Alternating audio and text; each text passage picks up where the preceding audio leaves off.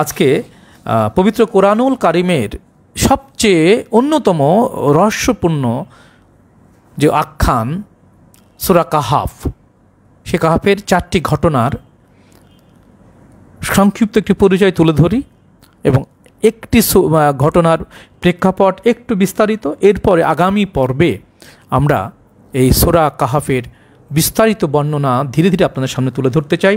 এবং এই সূরা কাহাফ হচ্ছে এই কাহাফ শব্দটির অর্থ হচ্ছে গুহা। এটি হেরা গুহা অথবা মানবদেহ। প্রথমে হাকিকতটা বলে দিই, কারণ সুফিদের কাছে যা আছে ব্রহ্মাণ্ডে তাই আছে ভাণ্ডে, অর্থাৎ এটি কোরআনেরও কথা, যা বিশ্ব ব্রহ্মাণ্ডে আছে তাই মানব দেহের মধ্যে আছে। সুতরাং আপনাকে আপনার মানব দেহের মধ্যেই সমস্ত জ্ঞান, সমস্ত বোধ, সমস্ত প্রাপ্তিকে অর্জন করতে হবে। তো আসুন আমরা সূরা কাহাফের, এটি সূরা ওসমানী কোরআনের সংকলনের এটি 18 নম্বর ক্রমিকের একটি সূরা। এটি মক্কায় অবতীর্ণ, এটি গুরুত্বপূর্ণ একটি ব্যাপার। এই সূরার নাম হচ্ছে কাহাফ। কাহাফ মানে হচ্ছে গুহা। এর আয়াত সংখ্যা হচ্ছে 110। এটির মধ্যে হাকিকত আছে, এটা আমরা শেষের দিকে গিয়ে বলবো। এখানে রয়েছে 4টি ঘটনা, 4টি বক্তব্য এবং বিশেষ কিছু উপদেশ যা খুবই গুরুত্বপূর্ণ। সূরার 1 থেকে 8ম আয়াতে রয়েছে বক্তব্য, 9ম থেকে 26 আয়াত পর্যন্ত রয়েছে 7 জন, 5 জন বা 6 জন গুহাবাসীর মুমিনের অন্তর্ধানের রহস্যময় ঘটনা। সেটি মুমিনদের জন্য, সাধকদের জন্যই কেবল প্রণিধানযোগ্য, অন্যরা কেউ মধ্যে প্রবেশ করতে পারবে না। 27 থেকে 31 আয়াতে আবার বক্তব্য এবং 32 থেকে 44 আয়াতে দুটি বাগানের মালিকের ঘটনা আছে, যারা অহংকার বশত একে অপরকে তাচ্ছিল্য করত। এদের অহংকার নিধনের একটি উপমা রয়েছে। এরপরে রয়েছে, আমরা বলেছি যে 34টি সূরায় 137 বার যার নাম আল্লাহ ঘোষণা করেন, মুসা আলাইহিস সালাম, তার যে অহংকার, তার যে জ্ঞানের যে প্রজ্ঞার যে স্তর, সেটাকে একজন অলির কাছে, একজন খিজির আলাইহিসসালামের মতো একজন অলির কাছে সে মুসা আলাইহিস সালাম পরাস্ত হন জ্ঞানের বা পরীক্ষায়। এটি যেমন রয়েছে 3টি ঘটনার মধ্য দিয়ে। এবং 4র্থ ঘটনায় রয়েছে একজন বাদশার, নিরহংকার একজন বাদশার মানে মানবতাবাদী কর্মকাণ্ডের প্রশংসা। তো এখানে আমরা গুহাবাসী যারা ছিলেন তাদের ব্যাপারে একটু কথা বলতে চাই, আপনারা জেনে থাকবেন। আমরা গুহাবাসী যে ব্যক্তি বা যে কর্মকাণ্ড তাকে নিয়ে একটু বলতে চাই, এবং সেগুলো এরকম, আপনারা সংক্ষিপ্ত হচ্ছে এই যে গুহাবাসী বিষয়টি এরকম যে যখন তারা বাস করছিলেন তখন খ্রিস্টান এক রাজা ছিলেন, সেই এলাকার রাজা। তো তারা, আমি সংক্ষিপ্ত করে বলছি মূল জায়গাতে যাওয়ার জন্য, তো সেখানে তারা যখন পৌত্তলিকতা পরিহার করে একত্ববাদী রবের উপাসনা করার জন্য মনস্থির করেন, তখন রাজা তাদেরকে ধর্মদ্রোহী বলে তাদের ফাঁসিতে ঝুলিয়ে হত্যা করার জন্য তাদেরকে প্রাণদণ্ড দেন। সেই 7 জন বা 5 জন বা 6 জন, তাদের সঙ্গে একজন কুকুর সবসময় বর্ণিত হয়েছে। তারা সেই রাজার হাত থেকে পালানোর জন্য এক গুহায় গিয়ে আশ্রয় লাভ করে এবং সেখান থেকে তারা যখন তারা এক ধরনের, তারা বলছে যে সেখানে তারা গিয়ে যখন তারা নিজেদেরকে লুকিয়ে ফেলে, ঘুমিয়ে পড়ে, তো ঘুম থেকে উঠে তারা মনে করছে যে একটি দিনের কিছু অংশ তারা ঘুমিয়েছে। কিন্তু যখন এই ঘুম থেকে ওঠার পরে তাদের ক্ষুধা অনুভূত হলো, তখন তারা তাদের একজনকে বললো যে সাবধানে যাও, মানুষ আমাদের চিনে ফেলতে পারে, ধরে ফেলতে পারে, তুমি সাবধানে গিয়ে কিছু খাবার কিনে আনো। তো কিছু তাদেরকে মুদ্রা দান করা হলো। সে ব্যক্তি সেই 7 জনের মধ্যে থেকে একজন বেরিয়ে গিয়ে যখন দোকানির কাছে গেল, তখন দেখলো যে দোকানি পয়সাগুলো নিয়ে খুবই অবাক, যেটা তো আজকের পয়সা না। বলছে কেন? বলছে এটা 300 বছর আগের ঘটনা, 300 বছর আগে এই সময় শেষ হয়ে গেছে। যে কি? আমরা তো মনে হলো যে কিছুক্ষণ রাত্রের দিনের কিছুক্ষণ অংশ আমরা শুধুমাত্র ঘুমিয়েছিলাম। তখন দেখলো যে হিসাব করে 309 বছর, চন্দ্র বছরে 309 বছর এবং সূর্য বছরের আর কি 300 বছর। যাই হোক, এই 309 বছর তারা কিভাবে মুহূর্তকালের মধ্যে পার করলো, এটা নিয়ে মানুষজন যখন জানাজানি করলো, তখন কেউ কেউ বললো যে আসো তাদের এই সাধকদের বা এদের এই জীবনের ঘটনা নিয়ে আমরা এখানে একটা, এই ঘটনাকে স্মারক করে একটি স্মৃতিসৌধ নির্মাণ করি। তো একদল বলল যে না, স্মৃতিসৌধ রব্বুল আলামিন পছন্দ করেন না, আমরা আসো এখানে একটা মসজিদ নির্মাণ করি। তো পরবর্তীতে দেখা হলো সেখানকার মসজিদ নির্মাণ করা হলো, যদিও কোরআনে এই মসজিদের কোনো অস্তিত্বের পরবর্তী সময় সেই জায়গায়, পৃথিবীতে কোনো জায়গায় এরকম মসজিদের অস্তিত্ব খুঁজে পাওয়া যায় না। এবং এরপরে তারা সেখানে সেই 7 জন যুবকের এই কাহিনীকে তারা স্মরণ করে রাখার জন্য নানা ধরনের কর্মকাণ্ড গ্রহণ করে এবং কিভাবে তারা এই 300 বছর বা 309 বছর অন্তর্ধানে ছিল এবং তারা কারা, তারা কি 7 জনই যুবক, নাকি তাদের সঙ্গে একটি কুকুর, সেই কুকুরটার প্রতীক কী, বা সে যুবক কি সবাই যুবক, নাকি তারা দৈহিকভাবে বৃদ্ধ ছিলেন, শারীরিকভাবে তারা মানসিকভাবে যুবক ছিলেন? এই বিষয়গুলো নিয়ে আমরা বিস্তারিত ব্যাখ্যা করব আগামী পর্বে। এটি হচ্ছে সূরা কাহাফের সেই গুহাবাসীদের আধ্যাত্মিক সর্বোচ্চ উন্নয়ন, সর্বোচ্চ প্রাপ্তি। এখানে ফানাফি রাসূল থেকে ফানাফি শেখ থেকে ফানাফি রাসূল থেকে ফানাফিল্লাহ এবং বাকাবিল্লাহ পর্যায়ের জ্ঞানের পরিপূর্ণ একটি চমৎকার উদাহরণ এখানে আল্লাহ তাআলা তাই আখ্যানের মধ্য দিয়ে মানব জাতির জন্য রেখেছেন। এগুলো খুব সাধারণ বিষয় নয়। আপনাকে দীর্ঘ সময় ধরে ধীর স্থিরভাবে এই কোরআনুল কারিমের আয়াতের মধ্যে যে দিক নির্দেশনা রয়েছে সেগুলোকে উপলব্ধি না করলে, আমল না করলে আপনি এই সূরা মধ্যে ঢুকতে পারবেন না। এবং সর্বোচ্চ একটি ঘটনা যে কোরআনের কোনো ঘটনা, কোনো উপাখ্যান, কোনো আখ্যান কখনোই কোনো একটি নির্দিষ্ট কালের মধ্যে সীমাবদ্ধ নয়, বরং কোরআনের প্রতিটি বাক্য সকল কালের জন্য, সকল যুগের জন্য এবং পৃথিবীর সকল মানুষের জন্য প্রণিধানযোগ্য। যে কোরআনের এই পবিত্র দর্শনকে যে উপলব্ধি করেনি, তার কাছে কোরআন এখনও তার জ্ঞানের পবিত্রতার মধ্যে সে প্রবেশ করেনি। এটি হচ্ছে গুহাবাসীর চমকপ্রদ আখ্যান। এরপরে ঘটনাটি হচ্ছে এক ব্যক্তির একটি সুন্দর বাগান ছিল। তারা দুই বন্ধুরই সুন্দর বাগান ছিল, একজন একটু ধনী, একজন গরিব। তো ধনী বন্ধুটি প্রায় তার বাগানের অর্থ সম্পদের জন্য অহংকার করতো এবং তাকে তাচ্ছিল্য করত। তো কোনো এক সময় সেই বন্ধু ছোটো যিনি যে এখানে সেটি এরকম, আমরা যখন বিস্তারিত বলবো তখন জানবেন, দুনিয়ায় যাদের অর্থবিত্ত থাকে বেশি তারা মনে করে যে আল্লাহ তাদেরকে বেশি ভালোবাসে, আর যারা একটু কম অর্থবিত্ত নিয়ে নিরীহ জীবনযাপন করে তাদেরকে তাচ্ছিল্য করে আমাদের সমাজের মানুষ। কিন্তু আল্লাহ বলছেন যে মুমিন ব্যক্তি সেই যে দিন আনে দিন খায়, যার জন্য আগামীকালের কোনো চিন্তা থাকে না। তো যাই হোক, তো আল্লাহ একটি পর্যায়ে গিয়ে সেই বাগানের দুই মালিক যখন পরস্পর মুখোমুখি হয়, যার অনেক সম্পদ, অনেক বড় বাগানের মালিক যে, সে অহংকার বশত তার সেই ছোট অর্থবিত্তের দিক থেকে একটু সাধারণ নিরীহ বন্ধুটার সাথে সে খুবই খারাপ তাচ্ছিল্য করে, যার ফলশ্রুতিতে একদিন রাত্রে ঝড়ঝাপটায় হয়ে এমন একটা পরিবেশ সৃষ্টি হয় যে সেই ব্যক্তির সমস্ত সম্পদ বিনষ্ট হয়ে যায় এবং সেও পথের ফকির হয়ে যায়। এবং অহংকার যে পতনের মূল, অহংকার যে কখনোই করতে হয় না, এবং এগুলো নিয়ে আল্লাহ তাআলা একটি চমৎকার শিক্ষা রেখেছেন দ্বিতীয় আখ্যানে। তৃতীয় আখ্যানে সবচেয়ে গুরুত্বপূর্ণ এটি আখ্যান। এখানে মুসা আলাইহিস সালামের মতো একজন বিশ্বনন্দিত ব্যক্তি, যার কথা কোরআনে 34 সূরায় 137 বার এসেছে, সে অহংকার করতে তার চেয়ে বড় জ্ঞান কেউ রাখেন। তাকে মুসা কালিমুল্লাহ বলা হয়। সে আল্লাহর সাথে সরাসরি কথা বলেছে তুর পাহাড়ে। তাকে তিনি একজন অলির শিষ্য করে দেন ঘটনাক্রমে, এবং সেই অলি বলে যে তুমি আমার সঙ্গে থাকবে ঠিকই, কিন্তু আমার সাথে কোনো কথা বলতে পারবে না, আমি যা ঘটনা ঘটাবো তুমি একটু কোনো প্রতিবাদ করতে পারবে না। সেই শর্তে মুসা আলাইহিস সালাম খিজির আলাইহিস সালামের শিষ্যত্ব বরণ করে। তো আমি সংক্ষেপে একটু জানিয়ে রাখি, সেটি হচ্ছে যখন তার একটা নদী পার হয়, একটা নদী পার হওয়ার পরে যেই নৌকায় সে খিজির আলাইহিস সালাম এবং মুসা আলাইহিস সালাম পার হলেন, এবং যে ব্যক্তি অত্যন্ত আগ্রহ নিয়ে তাদেরকে নদী পার করে কোনো পয়সাও নিল না, কিছুক্ষণ পরে মুসা আলাইহিস সালাম দেখলেন যে খিজির আলাইহিস সালাম সেই নৌকাটা ফুটো করে দিয়ে পানিতে ডুবিয়ে দিল। তার কাছে খুবই খারাপ লাগলো, কিন্তু তিনি বলেছেন কোনো কথা বলতে পারবেন না। কোনো মতো সেই কথাটাকে হজম করে এবার দ্বিতীয়বার দেখা গেল যে একটা শিশু খেলাধুলা করছিল, ফুটফুটাকে শিশুকে সে হট করে হত্যা করে ফেললো। এটাতে আরও বিমর্ষ হলেন মুসা আলাইহিস সালাম, আপনি করছেন কি? তৃতীয়বার দেখা গেল যে একটি ওয়াল প্রায় ভেঙে পড়ছিল, কোনো কাজ নাই, তিনি সে ওয়ালটা রাত দিন খেটে ভেঙে পড়া একটা জরাজীর্ণ ওয়ালকে তিনি সোজা করে দিলেন। এই ঘটনার প্রেক্ষিতে মুসা আলাইহিস সালাম একসময় আর কথা বন্ধ রাখতে পারলেন না, তিনি তার প্রতিবাদ করলেন, এবং এই প্রতিবাদ করার মধ্য দিয়ে খিজির আলাইহিস সালাম বললেন যে তুমি আমার আর শিষ্যত্ব বরণ করে থাকার কোনো সুযোগ নাই। তিনি সেই 3টি কাহিনীর রূপকভাবে যেই ঘটনাগুলো ছিল এবং যিনি যার ভেতরের ঘটনা, গায়েবের ঘটনাগুলো বলা শুরু করলেন, তখন মুসা অত্যন্ত দুঃখিত হলো এবং তিনি তার শিক্ষার ধারায় তিনি সেখান থেকে তার পথে হাঁটা শুরু করলেন।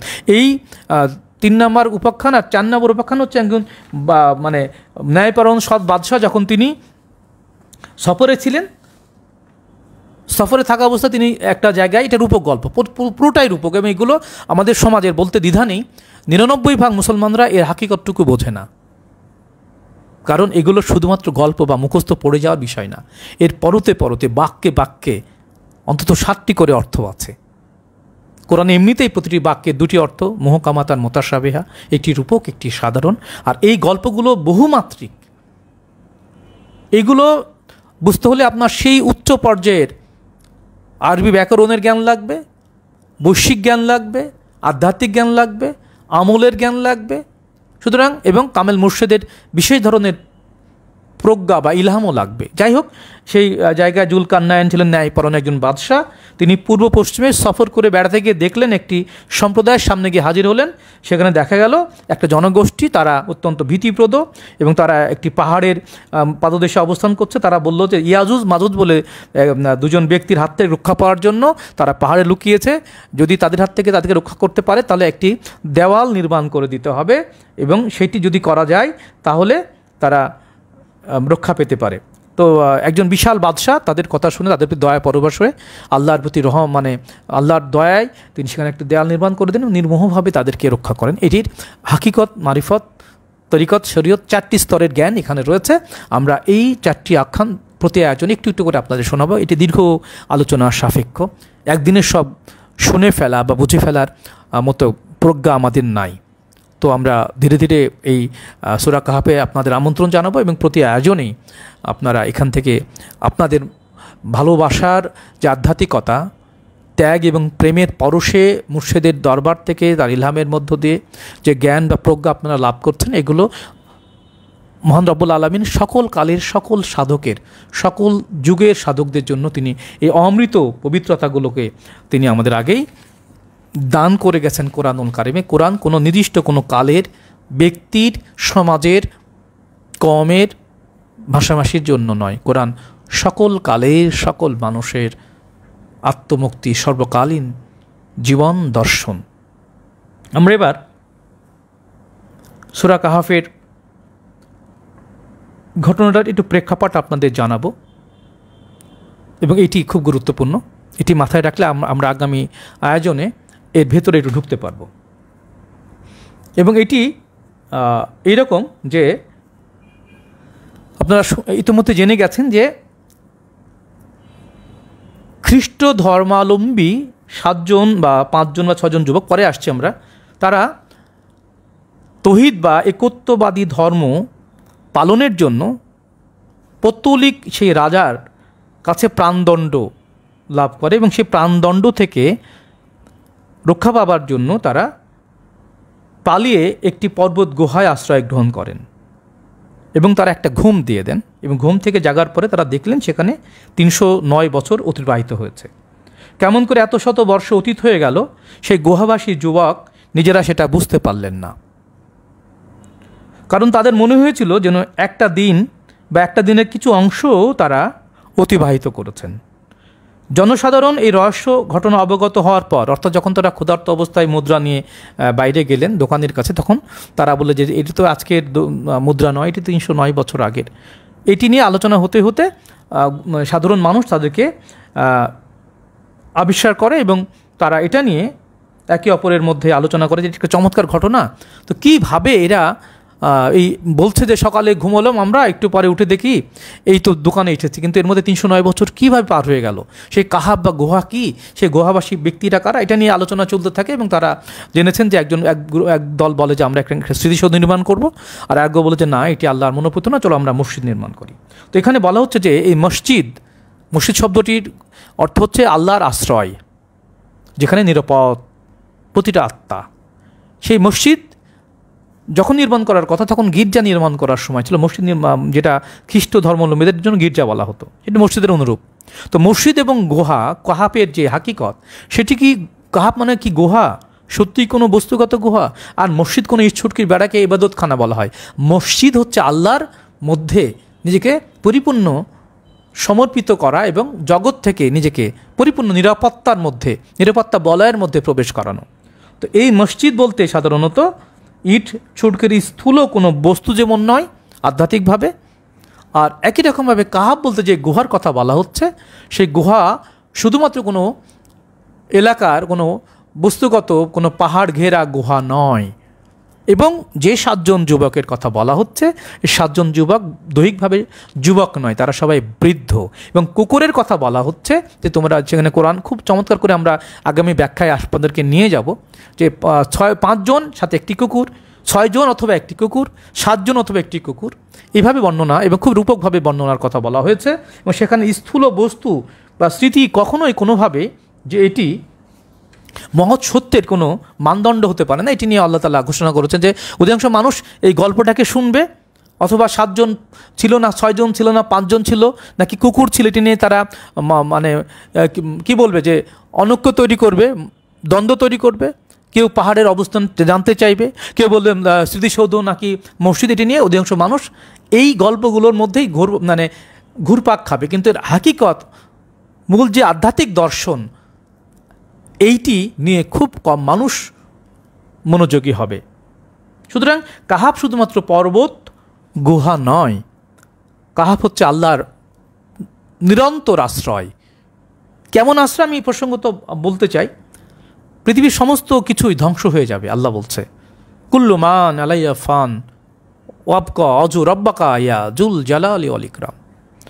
যা কিছু সৃষ্টি তা ধ্বংস হবে, শুধুমাত্র without the face of your Lord, তোমার রবের চেহারা ব্যতীত। এই রবের চেহারার মধ্যে আশ্রয় নেওয়ার নাম হচ্ছে কাহাফে আশ্রয় গ্রহণ করা, অথবা এটিকে মসজিদ বলতে পারেন। কাহাফের রহস্যলোকে প্রবেশ না করলে দুনিয়া থেকে আশ্রয় নিয়ে কোথাও আর লুকিয়ে পড়া যায় না। মৃত্যু থেকেও কাহাফে আশ্রয় নেওয়া যায়। এই জন্ম এবং মৃত্যু থেকে সাধকের মৃত্যুর আগেই মৃত্যুবরণ করার যে হাকিকত, সেটি হচ্ছে মুতু কাবলা আন্তামুতু, মৃত্যুর আগে মৃত্যুবরণ করা। সেটা কিভাবে সম্ভব? এবং এই সম্ভব, এবং এই মহা রহস্যময় আধ্যাত্মিক উচ্চ সাধন পদ্ধতির বর্ণনা এই কাহাফের মধ্যে আছে। জগৎবাসী সাধারণ মানুষ, সাধারণ মোল্লা মৌলবীরা এর ধারে কাছে যাওয়ার যোগ্যতা রাখে না, কারণ এটি সরাসরি মহান রব্বুল আলামিনের সেই পরমাশ্রয়ের মধ্যে দেহ থাকতেই মানুষ প্রবেশ করতে পারে। আমরা জেনেছি যে কামেল মুর্শিদগণ একই দিনে একই জায়গা থেকে শত শত জায়গায় বিরাজমান, কিভাবে তারা এই শক্তি অর্জন করেন সেটির ইঙ্গিতও এখানে আছে। যাই হোক, সুতরাং কাহাফ হচ্ছে আল্লাহর মসজিদের নামান্তর।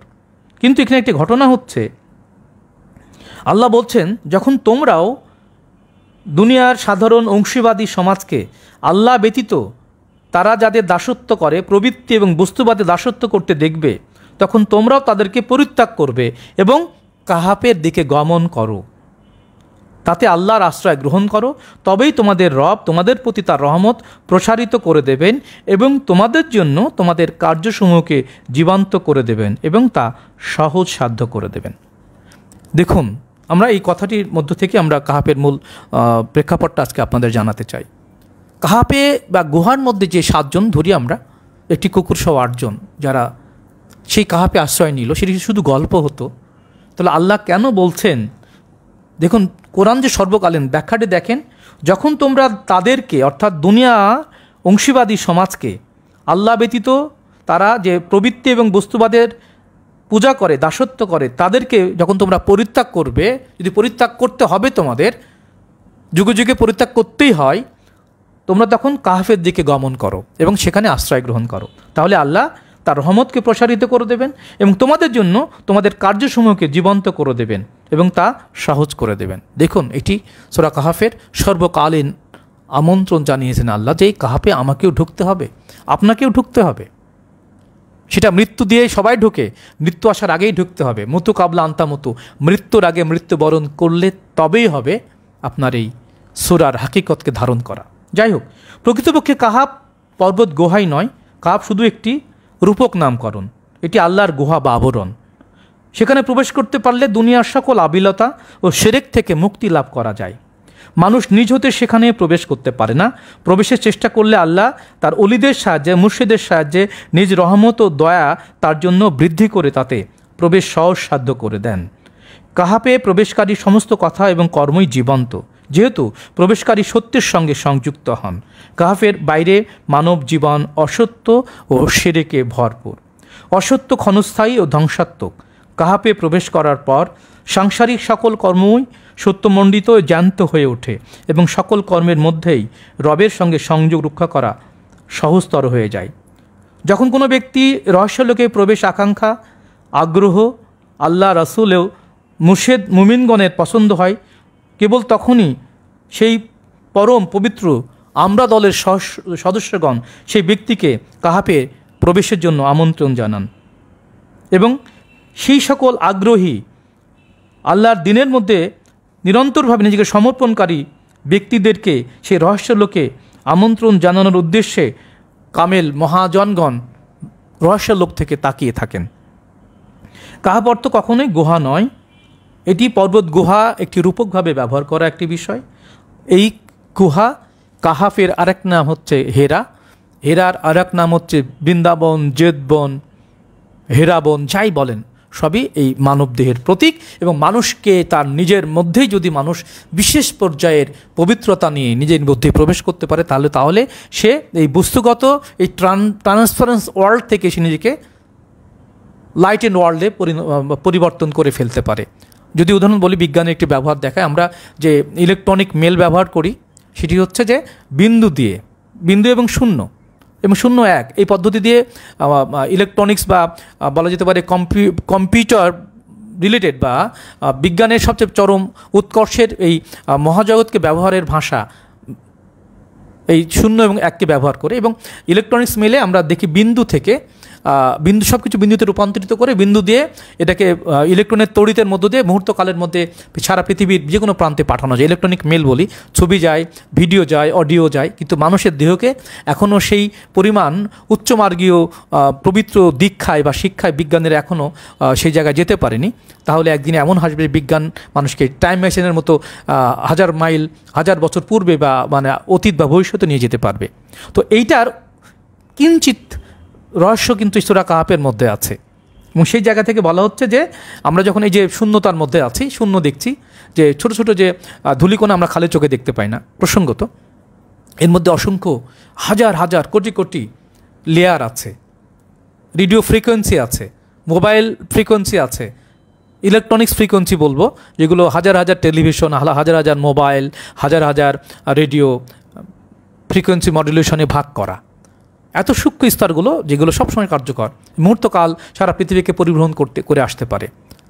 এটি একটি বস্তুগত ইলেকট্রনের প্রবাহের কারিশমা। আত্মা আরও অনন্ত অসীম শক্তির অধিকারী কামেল গুরুগণ সে আত্মময় হয়ে উঠে মুহূর্তকাল সারা পৃথিবীকে প্রদক্ষিণ করে আসতে পারেন। সেই জ্ঞান আত্মবিজ্ঞানের কাছে আছে, কামেল মুর্শেদের কাছে আছে। সেই তথ্য এবং তত্ত্ব খুঁজলেই পাবেন সূরা কাহাফের মধ্যে। এটি একটি গবেষণার বিষয়। সুতরাং এই যে গুহা বা পর্বত, এটা দেহের একটি বিশেষ পর্যায়ের মানসিক একটা বিশেষ জায়গা। সেই জায়গার মধ্যে প্রবেশ করতে পারলে আপনি এই পৃথিবী থেকেই আপনি ট্রান্সপারেন্ট হয়ে যেতে পারেন। অর্থাৎ আলো এবং বাতাসের এই যে আলো আধারের যে খেলা, আমরা পৃথিবীতে আলো আছে বলে আমরা নিজেকে ত্রিমাত্রিক 3 ডাইমেনশন 4 ডাইমেনশন, পৃথিবীতে এরকম 7 ডাইমেনশন আছে। এই ডাইমেনশনে গেলে আপনার পৃথিবীকে সব কিছুকে আপনি ফাঁকি দিতে পারবেন বা সব কিছুর ঊর্ধ্বে আপনি অবস্থান করতে পারেন। কোরআনে এই 7টা স্তরের কথা বলা হয়েছে। এই 7ম স্তরের জায়গাটি হচ্ছে বাকাবিল্লা। ফানায় চলে গেলে আপনার দেহ ট্রান্সপারেন্ট হয়ে যাবে, বাঁকায় আসলে আপনি আবার ফিরে আসতে পারবেন, যেটি উলিয়াগণ দেখাতে পারেন, নিমিষেই দেখাতে পারেন। সেই জ্ঞান সেই পর্যায়ের চির মুক্তির রহস্যময় সেই পবিত্র জগতে যদি আপনি যেতে চান তাহলে আপনাকে এই কাহাফে প্রবেশ করতেই হবে। এই জন্যই কোরআন সকল কালের সকল মানুষকে বলছে, যখন তোমরাও এই জগতের অংশীবাদী, বস্তুবাদী, প্রবৃত্তিবাদী এই সমাজকে পরিত্যাগ করে আল্লাহর রাজত্বে প্রবেশ করতে চাও, তাহলে তোমরা কাহাফের দিকে গমন করো, সেখানে আশ্রয় গ্রহণ করো। তাহলে আল্লাহ তোমাদেরকে রহমতের হাত প্রসারিত করে তোমাদেরকে সেই কার্যসমূহকে জীবন্ত করে তুলবেন। এটি সকল কালের সকল ধর্মগ্রন্থরও কিন্তু মূল কথা। সাধক এটি নিয়ে খুব গভীর ধীরে ধীরে আপনাদের এই বিষয়ক যে আয়াতগুলো কোরআনে বাক্যগুলো আছে সেগুলো নিয়ে ধরে ধরে ব্যাখ্যার দাবি রাখে।